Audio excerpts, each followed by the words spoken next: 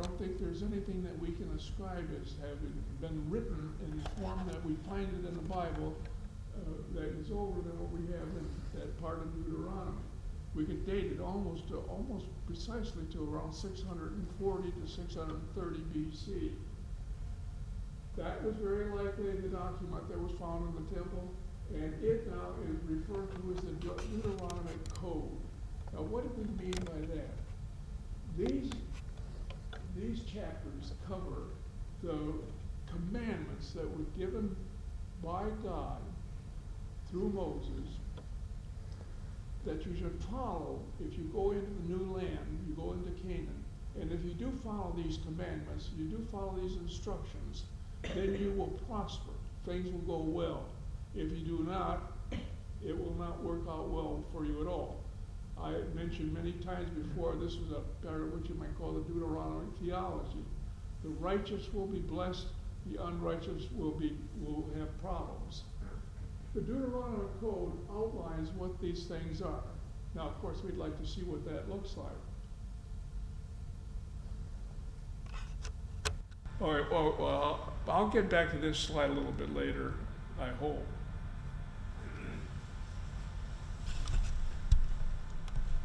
Oh, I'm going backwards.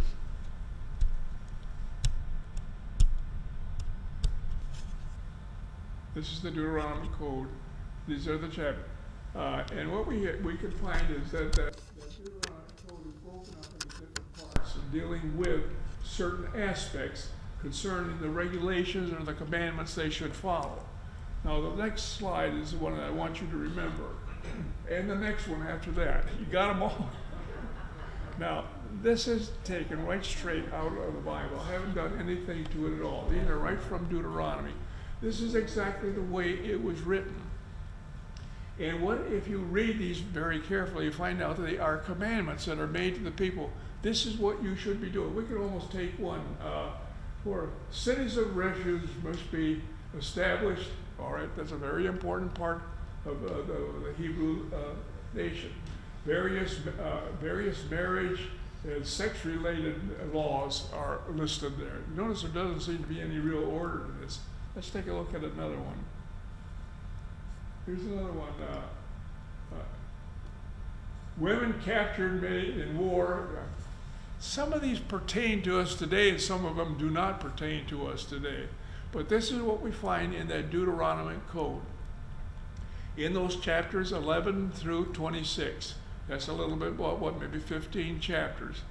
But we're going to leave Deuteronomy now and take a look at the whole Torah, because you find out that when we talk about the Torah, we also name it as another way, and that these are the books of the law. Now, when you go to Genesis, Exodus, and Numbers, you are going to probably be familiar with stories that deal with the history of the Jews. If you go through these very carefully, you'll find out there are many chapters that you do not ever look at. They are itemized laws that they should be following. Just as we find in the Deuteronomic Code, there are the laws that were given to the Israelites through Moses from chapter 21 of Exodus all the way through Leviticus and all the way through the first couple of chapters of Numbers. These are all laws. That's a lot of material. Well, there are a lot of laws. Before we go any further, I want to have some terms explained that we're going to be using a little bit. You see this word very often, Tanakh. It deals with the Old Testament. The Hebrew Old Testament is exactly the same as ours. Torah is just those 5 books that we've talked about: Genesis, Exodus, Leviticus, Numbers, and Deuteronomy. Mitzvah is a word that is used quite often when you're reading about this material, and it talks about the commandments that we find in the Torah.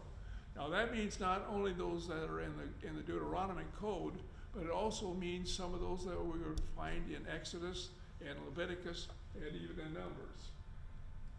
What is the Talmud? How many of you heard the word Talmud before? Do you know what it is? Well, when people looked at those commandments as they found them in the scriptures, as they found them in the Torah, they would read these commandments and say, this is what this means, and then they would start to verbalize what it meant. And it wasn't too long when there was a whole lot of what you might call oral transmission of the law, the oral code, not the written code. It wasn't until about, I think 200 or 300 years after Christ that they sat down, some rabbis sat down and said, we got to get all this oral code written up. So it was written up in what we call the Talmud. Today the Talmud is as important to the Jew as the Torah, because in the Talmud they will have a lot of evidence of what was actually written in the Torah, but probably in a somewhat different language. Actually, as I mentioned here, the Talmud is divided into two very distinct parts. The first is called the Mishnah, and that is the written form of the oral commands. In other words, the commands that we find in the Torah are written. People have talked about them, used them, made oral laws. Now those oral laws are written. Gemara is a little bit different. It is a commentary on the Mishnah. And I haven't had a chance to go into this too far, but the Gemara, it probably is more entertaining than the Mishnah, because some of the commentaries can be very interesting concerning how people felt about the way the code had been transmitted. Now let's move on a little bit. This is the Talmud. Where did the Talmud come from? Now this is quite interesting. There are two Talmuds. There's a Jerusalem Talmud. You heard I said that loud. Jerusalem Talmud and the Babylonian Talmud. Guess what? The Babylonian Talmud is the one that is regarded highly. The Jerusalem Talmud may have actually been started before the Babylonian Talmud, but if you go to the history of the Jews, you find out something rather strange about the exile. The people were taken out of Judea and taken out of Jerusalem and exiled, many of them, into the city of Babylon. In 539, Cyrus the Great gave them the permission to go back to Judea, go back to Jerusalem. And guess what? Many of them did not want to go back. They wanted to stay right where they were in Babylon. At that time, Babylon was a very prosperous city. It wasn't too long, and we'll find out a little bit later in the history of the Jews, that Babylon actually became the center of the Jewish religion. In around 125, 130 AD, Hadrian, one of the Roman emperors, made a decree that Jews were no longer to come into Jerusalem except to the temple on feast days. Otherwise, we want you Jews to stay out of Judea. In other words, the Jews didn't even have access to Judea. And it's about that time that the Judaism moved from Jerusalem into Babylon. So it's not too surprising that the Babylonian Talmud actually became the Talmud that was referred to. As I mentioned, it had the two parts of the Talmud, and it can make a very good reading. This is the history of the Talmud. I just mentioned this.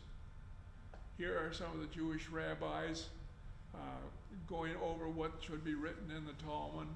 There's a rabbi studying the Talmud. And here are some of the mitzvah. Now, what do we mean by mitzvah? We mean the commandments that are actually found in the Talmud. There are commandments that were taken, that have been formulated in the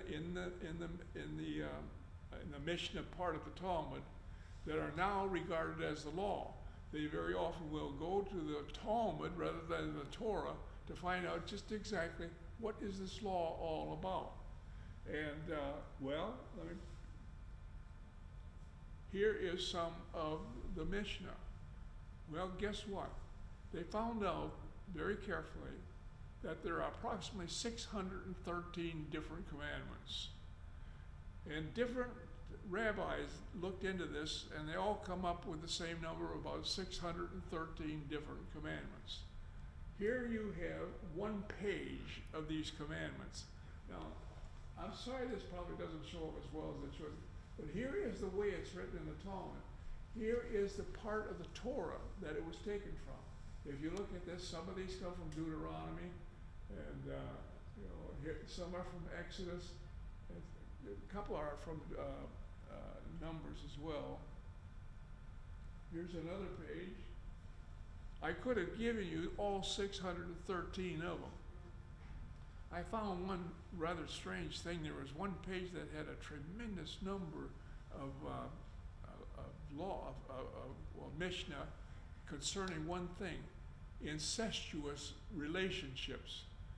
And when you read about the number of different kinds of incestuous relationships that are referred to in the Talmud, you're kind of surprised until you stop and realize that in many cases you would find out that a lot of the Jews were nomadic Jews that moved from one place to another place as what? As a family.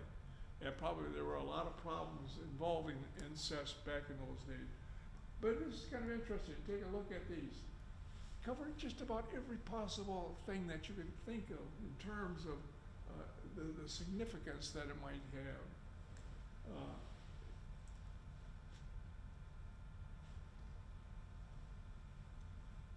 Go through it. The Talmud tells us that there are a lot of what? There are a lot of things that are do's.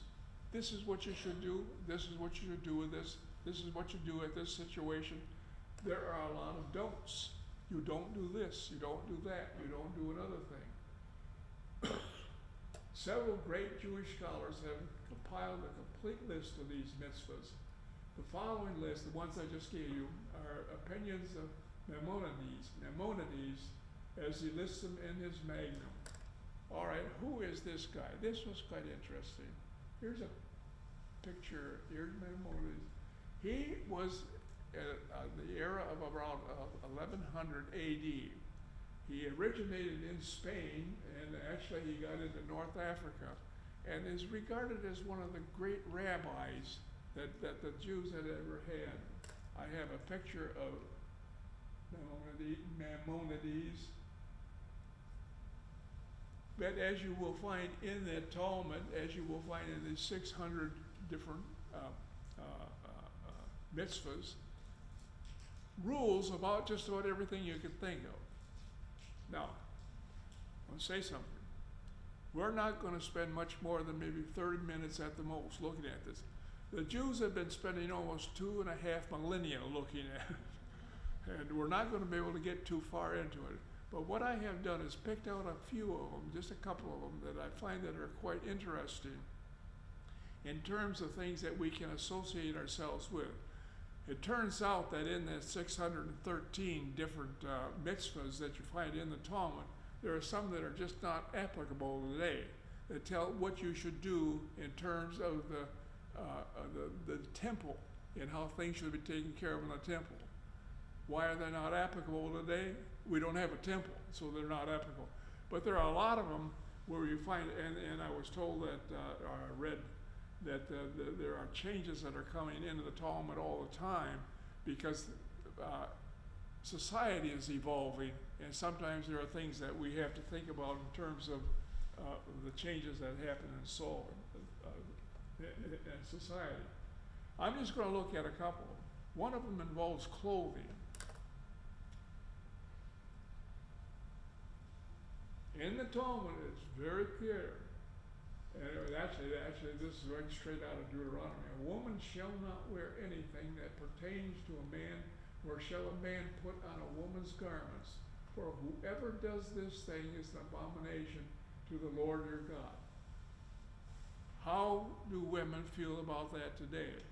Well, I don't know if you've paid attention to the news in the last couple of decades, but there's an awful lot of interest right now, presently, about transvestites, people that are not sure of their gender.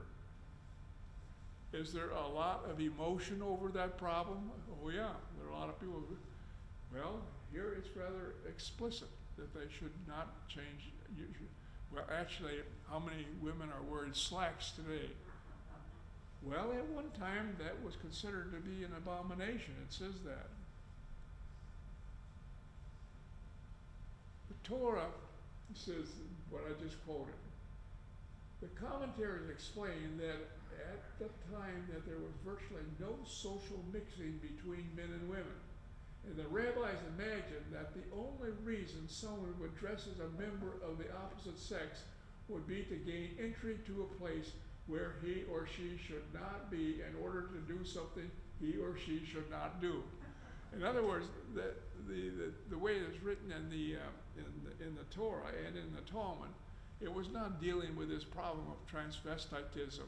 It was dealing with the fact that you do not want to have women posing as men and getting into a situation where they are only men allowed. And that was the reason that ended up in the Talmud as being rather important. There's another thing. This I found rather fascinating. Here is a priest. We'll talk a little bit about what he is wearing right now. I use this as an example of clothing.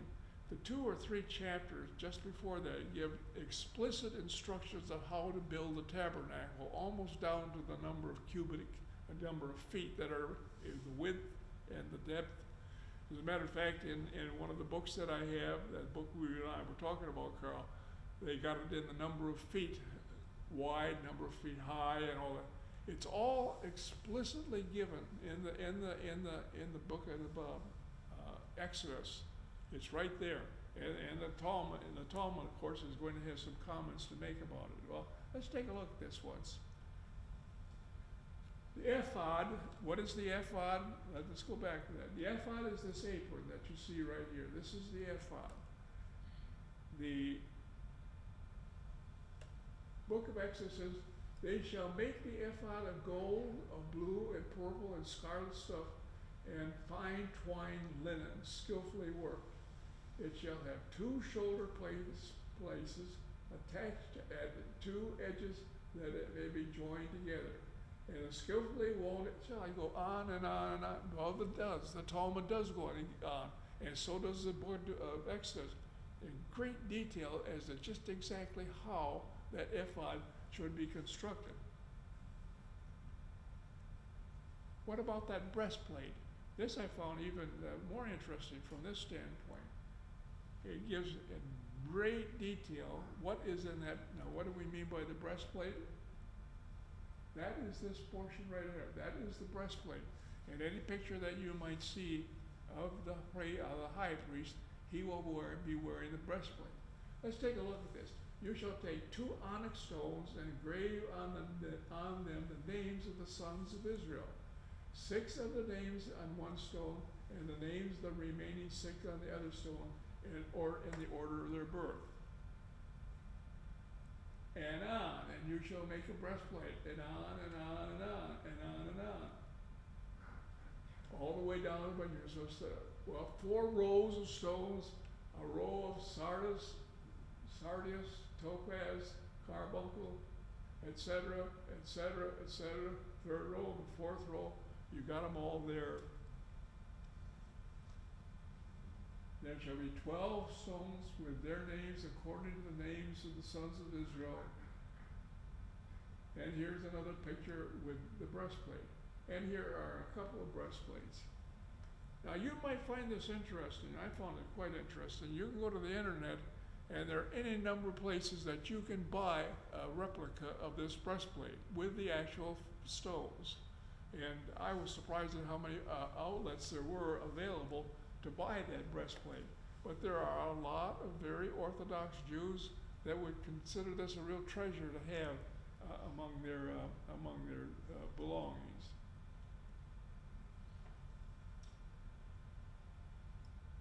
"And the Lord said to Moses, Speak to the people of Israel and bid them to make tassels on the corners of their garments throughout their generations, to put them upon the tassels of each of the corner of a cord of blue." It tells a little bit more about, I don't see anybody here wearing tassels. But if you get into an Orthodox community, you will see men that have tassels on their garment. Again, following what the Talmud has to say. The Sabbath. Actually, the interest in the Sabbath doesn't come necessarily just from the Talmud, but also it comes from the Ten Commandments and the very important commandment, the Sabbath, keeping the seventh day as a special day. And that was rather significant as far as the Jews were concerned in that commandment. We talked a little bit about that last week. I want to give you a little bit more background. I think I mentioned this last week. The idea of the seventh day being a day of rest does not come from Genesis. Actually, it goes way back into the times of Mesopotamian civilization society. As far back, maybe at 2000 BC, for some reason, people way back, long before Abraham, had developed this idea of resting every seventh day. And one of the articles I read indicated that the word Sabbath actually may have come from the names of different places that where this idea was used.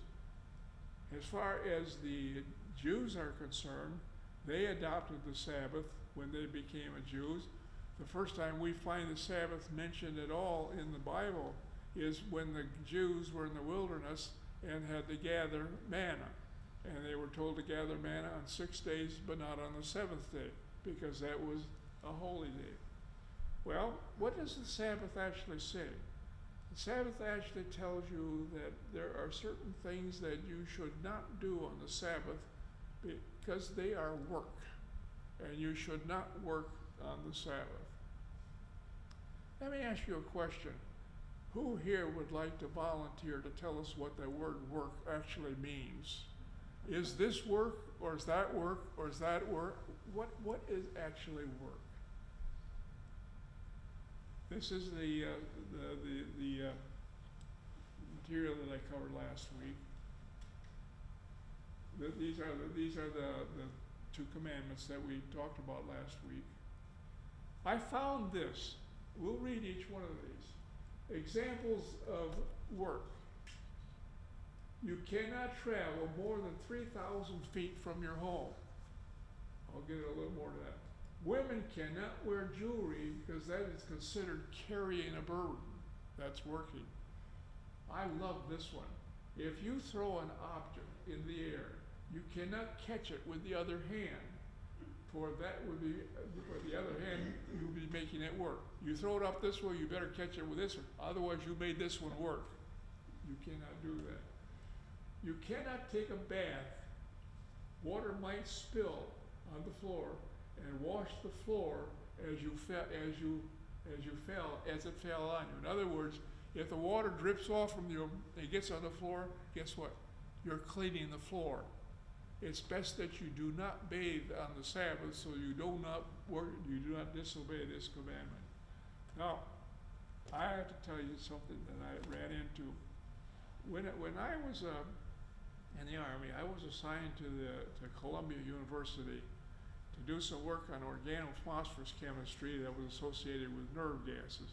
Well, it turned out on that floor that I worked on at Columbia University, there were about 4 or 5 other people that were also working on phosphorus chemistry, and there were a number of them that were Orthodox Jews.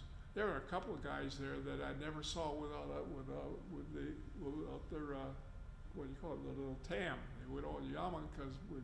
Some were very, very Orthodox Jews.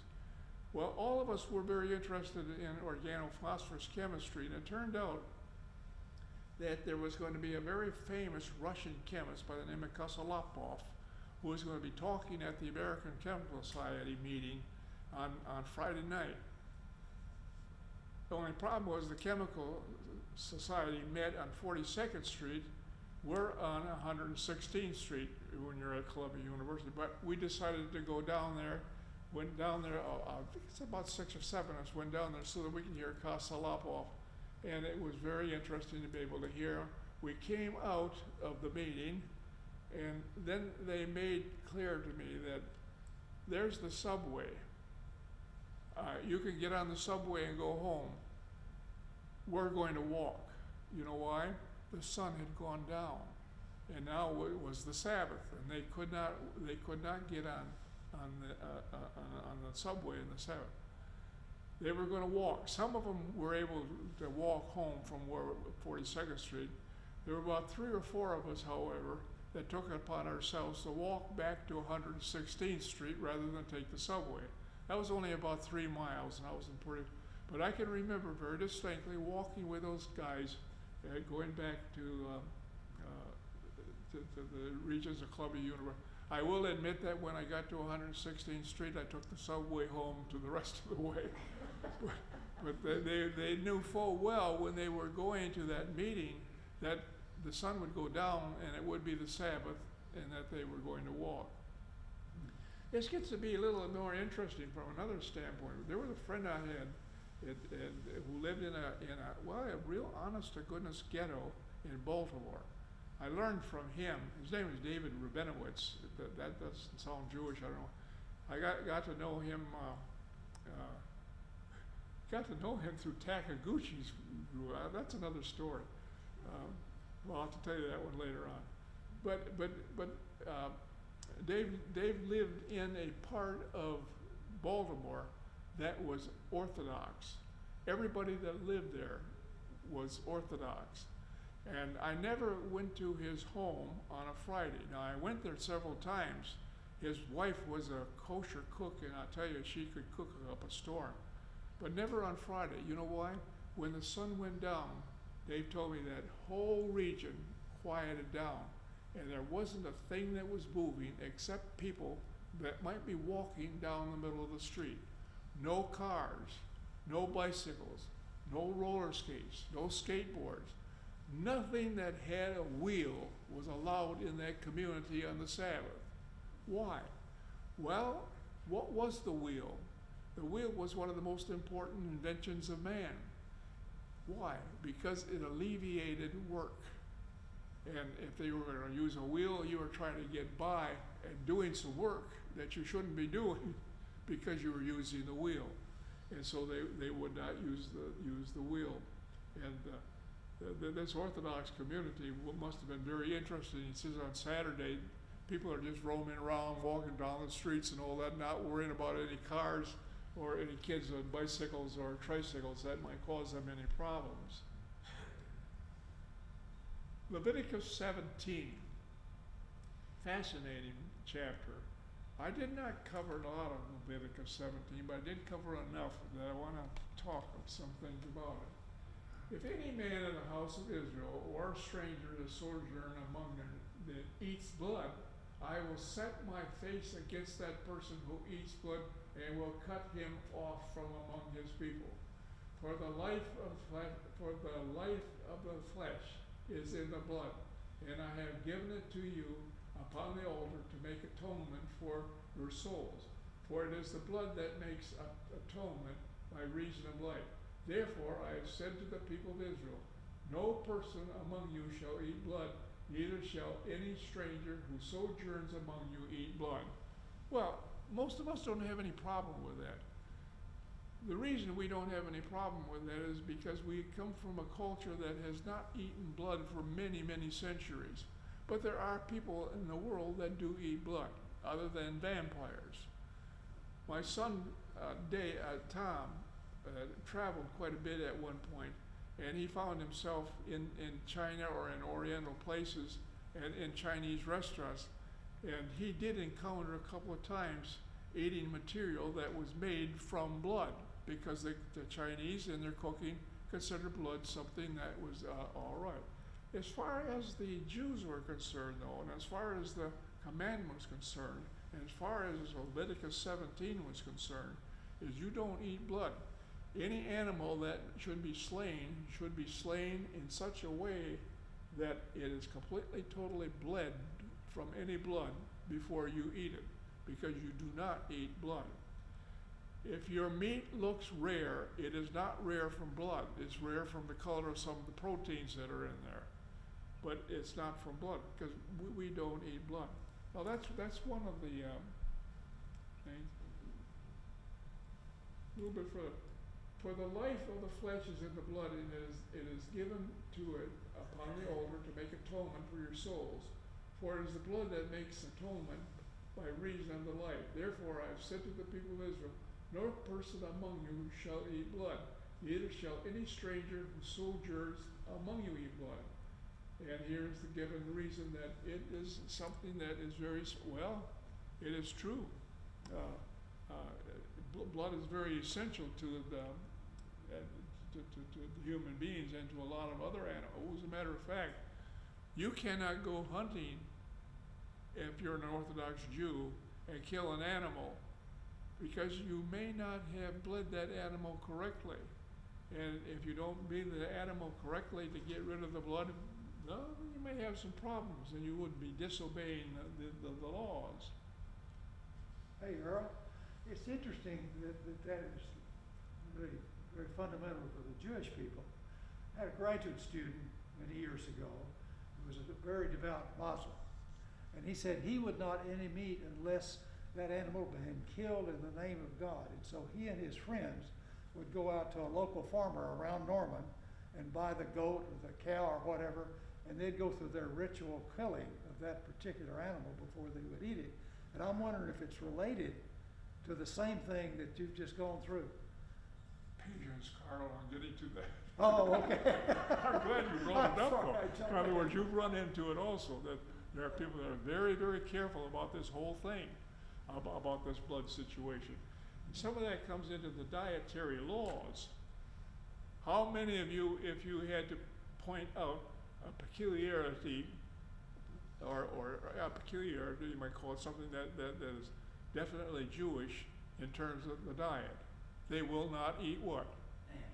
They will not eat pork. They will not eat things that are not considered to be clean. There are only certain animals that are clean. Again, we find this in the Torah, we find this in the Talmud. You shall not eat any abominable thing. That's fine. These are animals you may eat. The ox, the sheep, the goat, hart, gazelle, roebuck, etc. here. Every animal that parts the hoof and has the hoof cloven in two and chews the cud among the animals you may eat. Well, this makes a cow perfectly all right. This leaves out the pig. Why does it leave out the pig? The pig doesn't chew its cud. I was taught when I was a kid that the Jews do not eat pork because they were afraid of trichinosis. Well, how did they know about trichinosis? I don't know. But this was a law that was, but there was a reason for this too, because there was something about the pig that they didn't care about. Yet those that chew the cud and have a hoof cloven, you shall not eat. A camel, a hare, a rock badger, I don't know what that is, because they chew their cud, but they do not part the hoof, and they're unclean.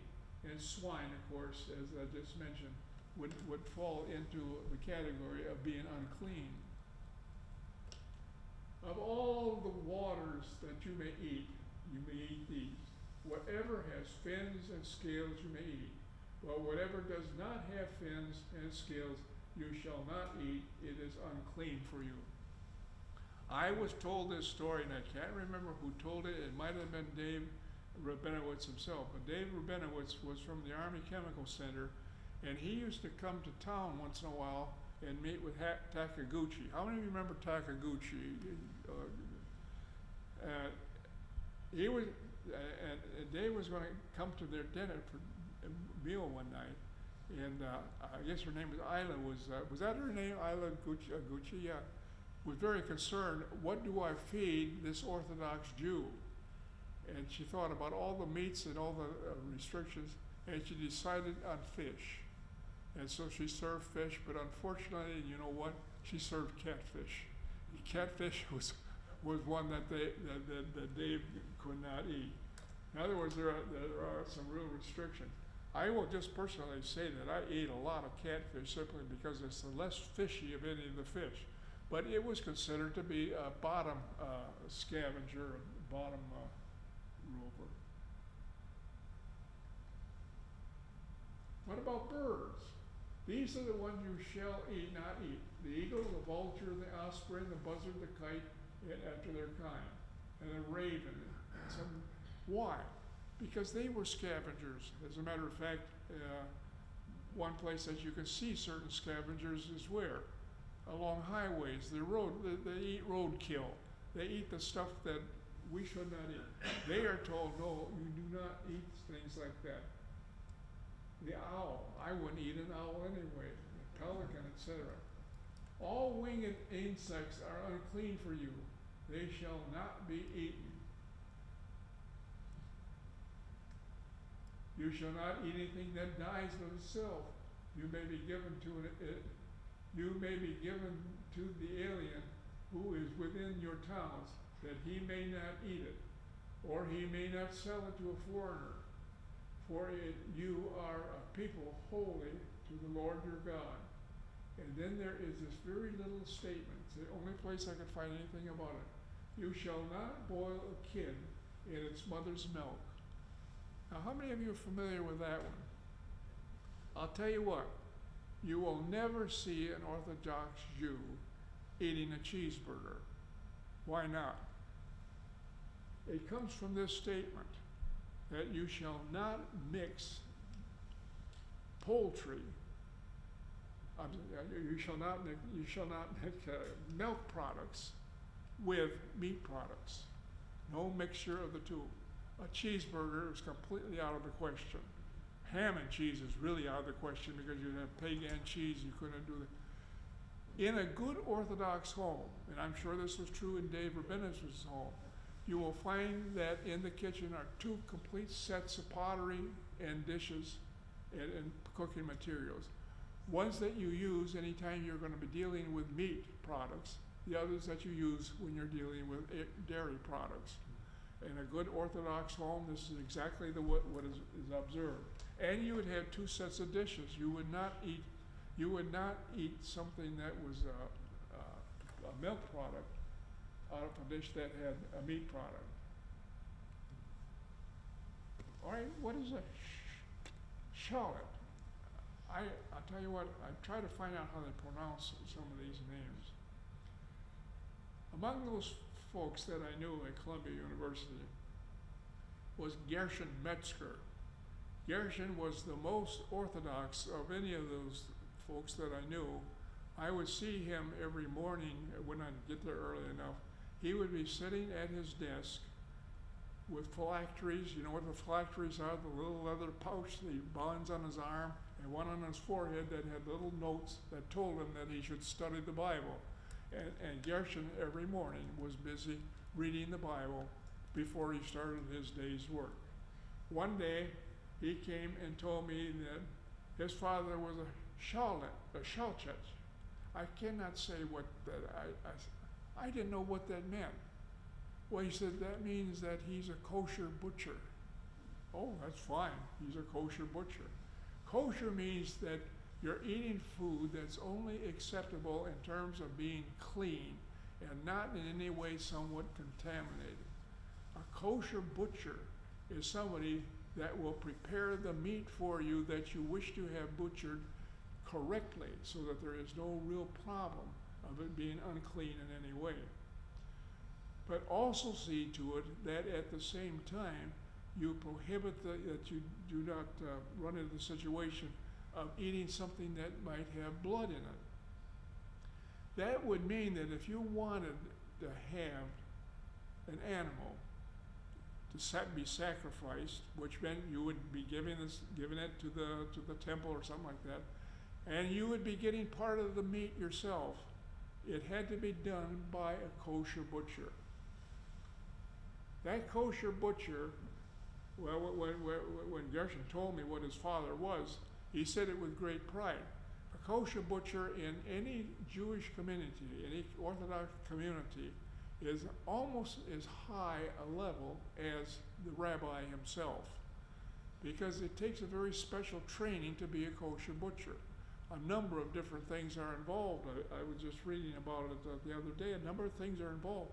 First of all, you had to be able to examine an animal to see if it were clean. First of all, you'd be able to pick out an unclean animal because you know a camel's not clean and you know a pig is not clean. But even when you had a clean animal, even when you had an animal that was classified as clean, you still had to inspect that animal and inspect that animal carefully to make sure that it was clean. And then came the very important part of being a kosher butcher. And that is that you had to kill that animal in a prescribed manner. part of this is why they had to go to the special butcher. The prescribed manner is that you would kill that animal in such a way that once you have started the killing of the animal, you finish it completely before there's any possible chance of any blood flowing from the heart into the head, into the brain, and that animal has any sense of consciousness. That would mean that if you were going to kill a chicken, you better do it with one swipe of the knife, not two. If it took 2 swipes of the knife, that meant that that chicken might have had blood going to its brain long enough that it would know that it was going to be killed and sacrificed. Therefore, you should not eat it because you do not eat. Well, we saw what that said earlier. The blood is a very special part of the organism, and you should not eat the blood.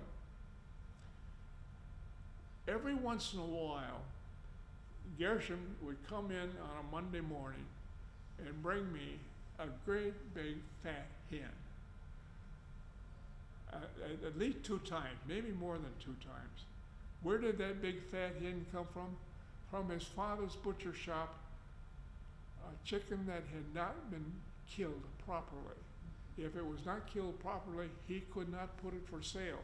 It would not be qualified as kosher, and he had to get rid of it. Well, one way of getting rid of it, Gershom thought, bring it to this guy over at the lab. On a couple of occasions, Barbara and I, and Nancy was with us at that time, would have one of these kosher hens. I can tell you this, that if you lived in a Jewish community where you had a kosher butcher, you were probably living very well. That hen was magnificent compared to those scrawny birds we got at the A&P, I can tell you. They lived very well. But Gershom took great pride in the fact that his father had this elevated position within their society of having that responsibility of butchering in a proper manner. And that's what I think you ran into. I looked up Lawrence, Kansas, kosher butchers. How many of you know that we've got 2 kosher butchers here in town? There are 2 of them. I don't know if there's a kosher butcher. I wish I had done this earlier. I couldn't get out anyway.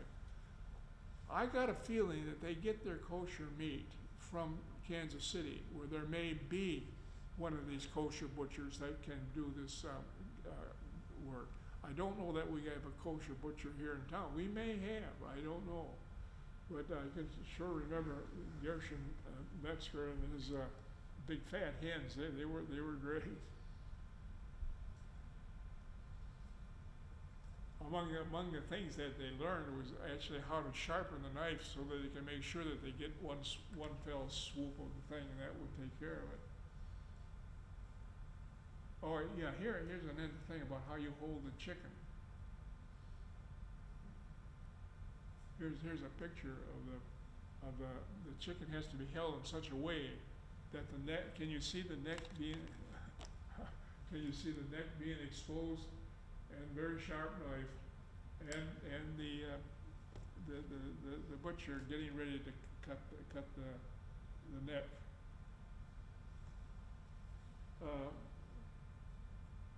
You may be asking yourself,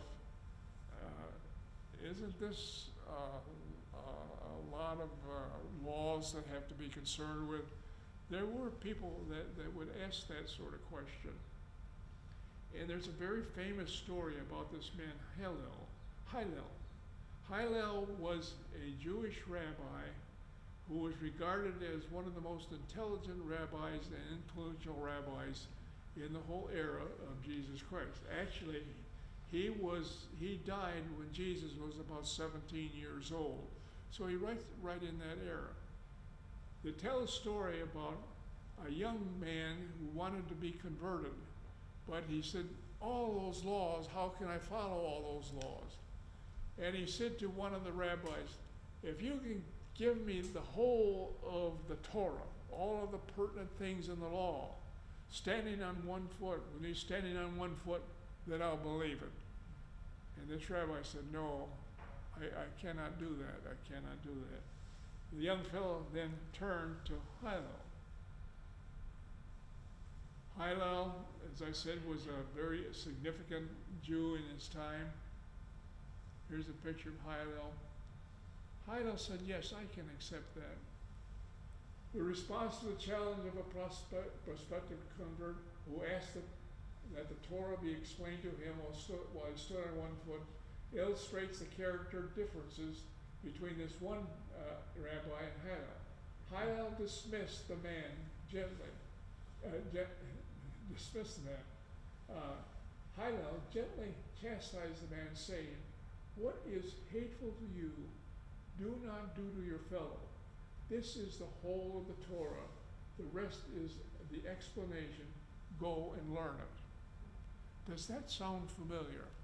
I found another place where it paraphrased this a little bit, where it said, do unto others as you would have them do unto you. Now, does that sound familiar? Did he copy this from Jesus? No, Jesus was still a boy when he said it. I also kind of liked what was in that other statement. Do unto others as you would have them do unto you. The rest is just commentary. The rest of all these laws, and in a sense that's true. When you look at them, you find out that they are all oriented, except those that are dealing with the priesthood. All of those are oriented toward how you treat your fellow man. With the little bit of time I got left, here's Hillel giving. I found that statue. I think I'll save this for next week because I want to talk about something else a little bit here. There is a tendency for us to look at the Jews and Orthodox Jews and say, that looks like a bunch of silliness. Why are you going through all this sort of thing? When I was with those guys at Columbia, it became rather apparent to me that was not a bunch of silliness. It was something very, very different. It was something they took great pride in. They found it enjoyable to follow these laws. They found that it gave them sort of an affinity with God if they did follow the laws. And it wasn't a matter of building up points to get you into heaven. It was a matter of being in a situation by following a law and doing the way it was prescribed that gave them a feeling of an affinity that they had with God.